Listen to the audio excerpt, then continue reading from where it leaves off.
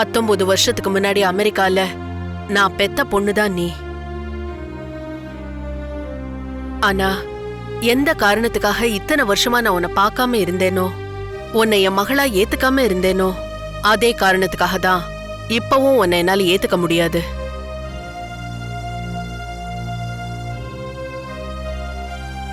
உனக்கு இதுவரைக்கும் கிடைச்சது எல்லாம் இனிமேலும் தொடர்ந்து கிடைச்சுக்கிட்டே இருக்கும்.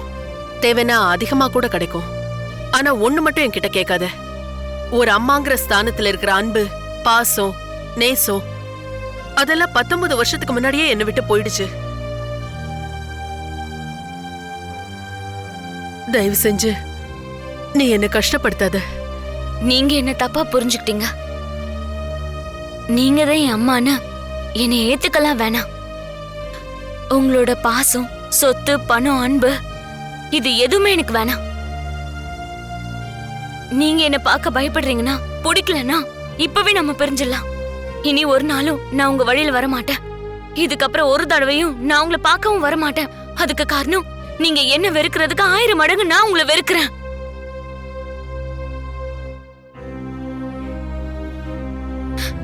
இங்க வச்சு நம்ம பிரிஞ்சிடலாம்.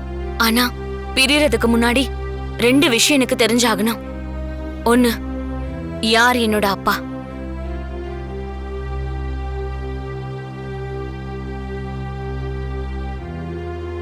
ரெண்டாவது, 19 வருஷத்துக்கு முன்னாடியே என்னை ஏதாவது ஒரு குப்பை தொட்டியில போட்டுட்டு போயிருக்கலாம்ல.